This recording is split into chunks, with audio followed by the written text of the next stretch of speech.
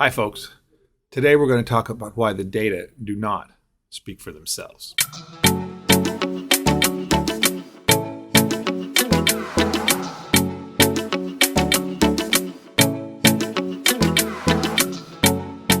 Why is writing important to scientific communication?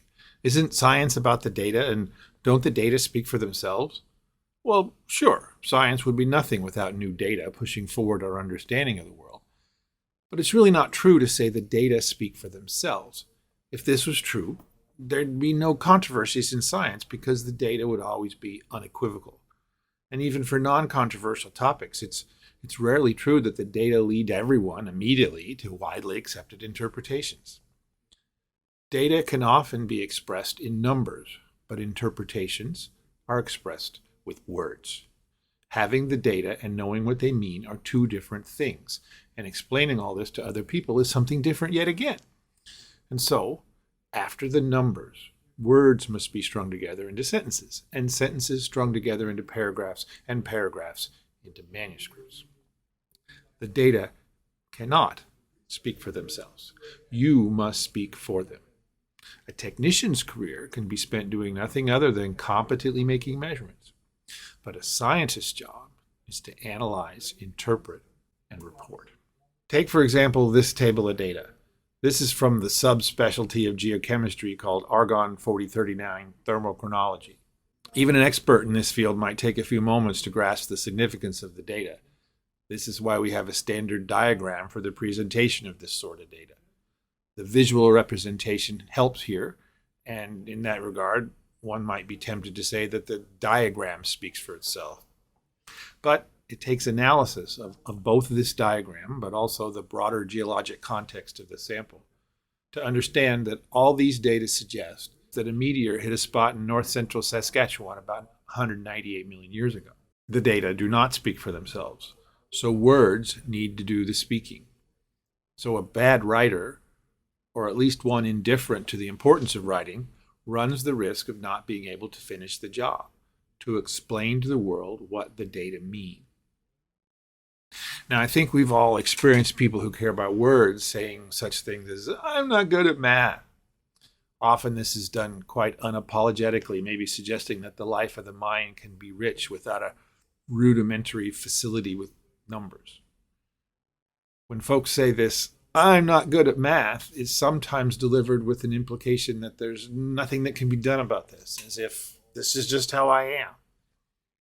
Now, I think it's a shame that some folks shut themselves out from a part of the world around them because of a self-imposed ignorance of math.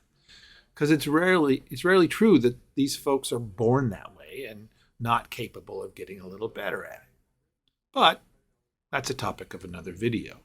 Our concern for the moment is the opposite problem. Scientists comfortable with measurement and analysis, but uncomfortable with or indifferent to the process of constructing clear prose. I think these people are probably hurting themselves more than those who purposely forego an understanding of numbers. I mean, maybe you could get by fine without ciphering if you were a movie critic or a sculptor. But a geologist, for example, a geologist that can't write is a bad geologist. If you want to be a scientist, you want to be a writer. You need to be a writer. You might not know it yet, but you do. There are many honorable professions in which good writing is not a prerequisite for excellence, but science ain't one of them. So if you got into a science major thinking that science could be a refuge from writing, you need to drop that notion right now. I have even less empathy for "I'm not good at words" than I do for "I'm not good at math." This concern for writing applies if you plan to be an academic scientist like me, or if you will work in government or industry. No job that is in some way at least science adjacent is free from writing some sort of proposal or report, often on a regular basis. So, writing for scientists. I think there are two important reasons for scientists, and in particular I think junior scientists, to worry about their writing. The first is immediate and practical. The second, less proximate but perhaps more important in that it is more enduring. The immediate concern is to convey the importance of your work. The primary tool in this task is clarity. Clarity is best achieved with precision and order, but that doesn't mean a little drama or even humor can't sometimes help. The thing to remember in this regard is that you are writing for your reader. Don't ever forget that your reader is your reader because of a choice she has made, a volunteer in this writer-reader partnership. When we write, we are asking our readers for their time and attention, but they will give neither if our prose is boring or hard to follow. I'm going to make some videos on specific do's and don'ts for your writing, so stay tuned for that. But for now, just keep in mind that the point of scientific writing is to report your results and interpretations derived from them. Because you produce the data, you already know them, so you're not writing for you. Think of your reader as you write, and don't imagine that your reader is a single person or even a single type of person. Ask yourself, will people with different perspectives read this sentence the same way? If not, then you need to either craft a better sentence that will be clear to a variety of readers, or maybe write 2 or 3 sentences addressing the variety of angles from which your words might be read. You went to a lot of trouble to gather your data. Doing a poor job of explaining what you did and what it means is like dropping the ball as you cross the goal line. Don't let that happen. The second reason to care about writing as a scientist is not for what it can do for your readers, but what it can do for you. It's going to sound a bit harsh, but people who cannot put strings of sentences together in good order cannot think. You don't want to be one of those people. I'm going to share 2 of my favorite quotes on this topic because I can't possibly do better. The first from Richard Mitchell, an English professor who wrote a series of books about writing and thinking in the 1970s and 80s. Mitchell tells us, "A line runs from the meditation of the heart to the words of the mouth. The meditations are not clear to us until the mouth utters its words. If what the mouth utters is unclear or foolish or mendacious, it must be that the meditations are the same. But the line runs both ways.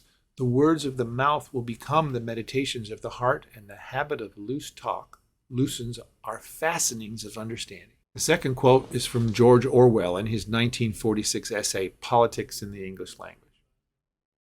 "An effect can become a cause, reinforcing the original cause and producing it in an intensified form, and so on indefinitely.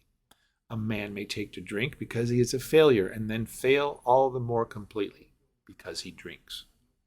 Our language becomes ugly and inaccurate because our thoughts are foolish, but the slovenliness of our language makes it easier for us to have foolish thoughts." These are, I think, some profound, if a bit pessimistic thoughts. But we can turn these notions around if we note that this is in every way a two-way street. By improving our writing, we improve our thinking, which then returns with better writing. So if we make our language beautiful and precise, our meditations of the heart can become thoughtful, insightful, and valuable. Being involved in scientific research is one of the coolest things we can do, and being the first to know something about the natural world is a wonderful feeling. And good writing is a way to share that feeling, as well as an understanding of the measurement and analysis that gave birth to it. But not only will good writing help you tell the world about what you have learned, becoming a writer will transform you in ways that the measurement didn't. Not necessarily better ways, but different ways that will help you in your scientific endeavors as you work outside the laboratory. So, how can we become better writers? The first step to becoming a better writer is to start writing. Writing serves as a check on thinking, because thinking happens in your head, but writing exists on a screen or a piece of paper. And in those forms, you or others can evaluate if what you've written is unclear or foolish. And it's okay if the first draft of a manuscript isn't perfect. That's what revision is all about. It's also why you need to plan to start every writing project long before the deadline. The first thing to do is write. If you've got a big project coming up, like a term paper or for a class or your PhD dissertation, get started. You can't start rewriting until you start writing. And by rewriting, you will begin to see what works and what doesn't. This makes it more likely that your next first draft will have fewer problems. And when your first drafts get better, that means the thinking behind them is improving too. Nothing helps focus the mind better than stringing a few sentences together, and rewriting is where most manuscripts start to shine. This is much like how we might get better at other stuff. For example, how might we get better at golf? Well, you got to practice. Go out to the golf course and start swinging the clubs. Watch the ball as it leaves your club. Is it going far? Is it going true? If not, keep practicing. However, if you aren't a natural at hitting a ball with a stick, as you may not be a natural in stringing a bunch of paragraphs together into a strong manuscript, you may reach a point where practice will only get you so much improvement. But if you watch videos of experts doing it right, read books about golf, and get a coach to critique your swing, you can get better a lot quicker. The same is true for writing. As you are working at developing your writing skills, it is very important to read. If you are writing a scientific manuscript, you should have, of course, read the relevant literature on your subject. But when you are reading for content, also pay attention to style and organization. Take note of the papers that you find easy to read and the ones that stump you. Maybe the ones that are difficult are that way because of the content. But sometimes the problem is that the authors didn't take enough time to consider the reader. Learn from that. If you're serious about science, you must be serious about writing, and therefore serious about writing well. But it's hard to write well until you can recognize bad writing. Your progress towards good writing and your ability to sniff out bad writing, be it yours or somebody else's, are going to evolve at about the same rate. So just start writing. Also, keep in mind that reading can help your writing even when not reading about your chosen topic of study. Good writers read for pleasure. Reading other things will help your writing get better. Read novels, read the newspaper, read nonfiction outside your field of study. All of this can help your science writing. Another thing you can do to improve your writing is to read books about writing. It's helped me a lot. Now, if reading a book about writing sounds not exactly like the most exciting thing you can do with your time, keep in mind that people who write books about how to write are usually pretty good writers themselves. Because they love writing, they make reading about writing a pleasure. I got a whole shelf full of books of these sorts, but I'm going to share with you just a few of my favorites right now. The first group are mostly lists of things to do and not do. More a list of rules than a discussion of how to write. But we couldn't have a discussion of how to become a better golfer, for example, without an understanding of the rules. Now, it should be said that, of course, the rules of writing English are subject to change, often for good reason. But I think, and this is a sentiment echoed in all the books I'm about to mention, that we should always do what we can to have the rules change as slow as possible. So the first book that we want to talk about in any list of things you could be looking at is The Elements of Style by Strunk and White. Just want to look at one book, look at this one. This is a list of things to do, but there's also a discussion of style and why it all matters. Tops. You can look at other things like Fowler's Modern Usage. This goes back to the 20s, the beginning of this thing. This is an American version. Fowler was British. And it's, again, just a sort of list of things, but just open this up to anywhere and just read a bit. It'd be great. Another one of my favorites, A Modern Guide to English Usage by Bernstein. This was published in '65. But again, I just open it up one time and learn something every time. A more contemporary version of this sort of thing that I was really surprised how much I like is the Style Guide from The Economist, the magazine. This is just full of interesting stuff I didn't know about, and lots of good stuff on how to be concerned about your writing. Now, the next group of books are more about style than just rules. They take a considerable time to talk about how to think about writing, how it matters. And the first I'm going to mention is Do I Make Myself Clear? By Harold Evans. He was the former editor of the Times of London. Very good. William Zinsser has written some classic books on writing well and learning to write. These are fantastic.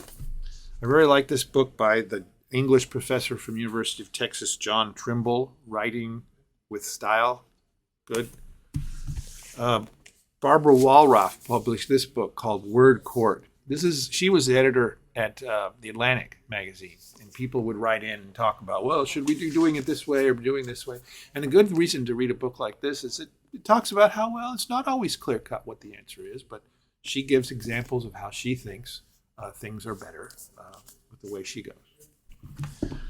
One of my favorites that I'm gonna reread soon, because I've just forgotten about how much fun it is to read this book, is Eats, Shoots, and Leaves by Lynn Truss. And it's funny, you can see from the title how clever she is. She's talking about, look at that title, change the punctuation, you change the whole meaning. Every little bit matters. I mentioned Richard Mitchell a while back. He wrote 4 books back in the 70s and 80s about the importance of writing to thinking and back and forth. And I quoted from one of these books earlier, but these are all fantastic. The Leaning Tower of Babel, Less Than Words Can Say, The Gift of Fire, The Graves of Academe. Now, I wouldn't recommend those straight away. Go to Eat, Shoots, and Leaves. Go to Strunk and White, but maybe someday you'll get to those and you'll love them. Now, all of these books are generic. That is, they are about writing broadly speaking. So given that this channel is focused on writing for scientists, are they really relevant? Yeah, you bet they are. Good writing is transferable. So studying good writing of any kind will make your science writing better. There are a few books about writing that focus on science writing, but I didn't like many of them. So I wrote one myself.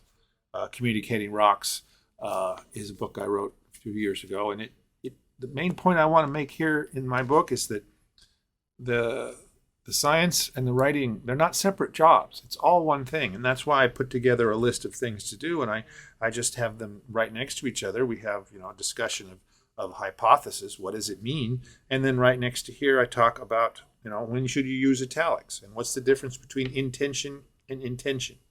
The way there's two different spellings. So it's not just one thing. The suggestions to authors from the U.S. Geological Survey, it's a bit dry, but it's useful. And another book that I really highly recommend by Anne Green, Writing Science in Plain English.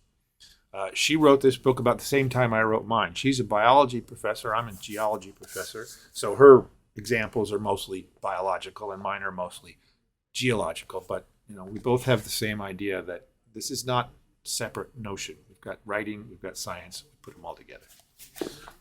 Let me finish with an idea put forth by the English philosopher, statesman, and jurist Francis Bacon. In 1625 he wrote, "Reading maketh a full man, conference a ready man, and writing an exact man." By conference he means debate or discussion. Perhaps I'll cover how conference makes a ready man or woman in another video. But let me conclude by noting that other than to update this thought with the recognition that women are and should be involved in reading, conference, and writing, despite everything that's happened since Bacon wrote it, this idea is as strong, as important as it was 4 centuries ago. The data do not speak for themselves. You are their voice. That is why, if you want to be a scientist, you need to be a writer. By engaging seriously in reading, conference, and writing, you will help your readers understand the importance of your scientific discoveries. But you will also be transformed by the renewing of your mind because writing and thinking are inseparable. Writing can be hard work, but we can get better at it. See you next time.